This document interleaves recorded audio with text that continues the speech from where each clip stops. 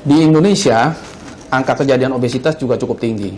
Ada data yang memperlihatkan di tahun 2017 bahwa 1 di antara 4 orang dewasa Indonesia mengalami obesitas. Tobacco breaks heart merupakan salah satu remajaan kulit atau skin rejuvenation. Jadi, kanker leher rahim adalah sebanyak 20% dari pasangan usia subur di Indonesia menderita Koknea infertilitas. sendiri adalah organ pendengaran yang berfungsi. atau total knee replacement. Semoga bermanfaat.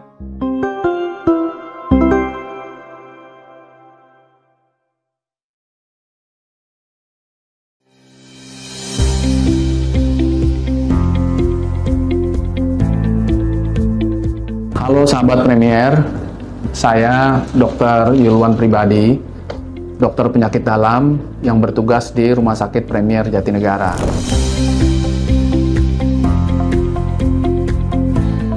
Sahabat Premier sekalian, pada kesempatan ini saya akan membahas mengenai masalah obesitas dan metode penanggulangannya. Obesitas atau dalam bahasa Indonesia disebut sebagai kegemukan adalah apabila seseorang mempunyai indeks massa tubuh lebih dari 27. Nah, bagaimana kita mengukur indeks massa tubuh itu? Indeks massa tubuh didapatkan dari berat badan kita dalam kilogram dibagi dengan kuadrat tinggi badan kita dalam meter. Seperti itulah cara menghitungnya. Kenapa masalah obesitas ini menjadi penting? Karena obesitas memberikan risiko lebih tinggi bagi terjadinya gangguan di organ-organ penting tubuh. Seperti misalnya gangguan jantung, kemudian terjadinya darah tinggi, terjadinya perlemakan hati, dan juga diabetes, antara lain. Di Indonesia, angka kejadian obesitas juga cukup tinggi. Ada data yang memperlihatkan di tahun 2017 bahwa 1 di antara 4 orang dewasa Indonesia mengalami obesitas. Sahabat Premier sekalian, saya juga menyadari bahwa para sahabat yang mengalami obesitas itu tentu sudah berusaha juga untuk bagaimana caranya supaya tidak obes atau menanggulangi obesitasnya dengan menjalani berbagai program diet. Ada bermacam-macam program diet yang dilakukan, tapi tidak selalu berhasil. Bahkan ada yang sampai harus menjalani operasi. Pada kesempatan ini, saya ingin menjelaskan bahwa ada satu metode yang relatif baru, yaitu dengan cara menempatkan balon seperti ini, ya, di dalam lambung. Jadi ini balon dalam lambung, atau dalam bahasa medisnya disebut sebagai balon intragastrik.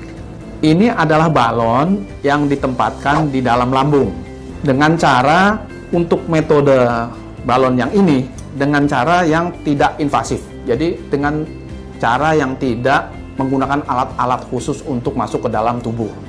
Jadi tidak perlu operasi, tidak perlu anestesi, tidak perlu endoskopi. Bagaimana caranya? Nah, balon ini awalnya berada di dalam kapsul seperti ini. Nah, kapsul seperti ini akan dimasukkan dalam perangkat yang berbentuk seperti ini. Ada pipanya, pipa kecil. Ini akan ditelan. Setelah ditelan dengan minum sedikit air, akan dipastikan bahwa balon berada di posisi yang benar di lambung dengan cara di ronsen. Apabila sudah dipastikan bahwa kapsul ini berada di tempat yang tepat, maka akan diisi cairan melalui pipa ini ke dalam balon yang ada di dalam kapsul yang akan terbuka secara otomatis di dalam lambung, sehingga nantinya akan berbentuk seperti ini di dalam lambung. Nah, ini pun akan dipastikan bahwa sudah berkembang atau terisi cairan di tempat yang benar dengan ronsen.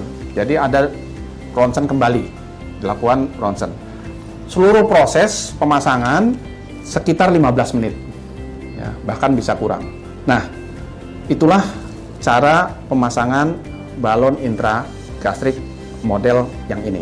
Cara bekerjanya ini akan mengisi ruang lambung sekitar 50%. Dengan demikian, maka akan timbul sensasi rasa kenyang pada orang yang dipasang balon ini.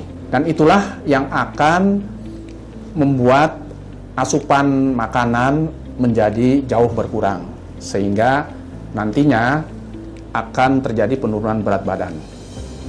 Nah, balon akan tinggal di dalam lambung selama 4 bulan. Setelah 4 bulan, balon akan otomatis kempes karena di sini ada satu mekanisme yang membuat cairan akan keluar secara otomatis setelah 4 bulan. Dengan demikian, diharapkan atau target penurunan berat badan adalah 10-15%.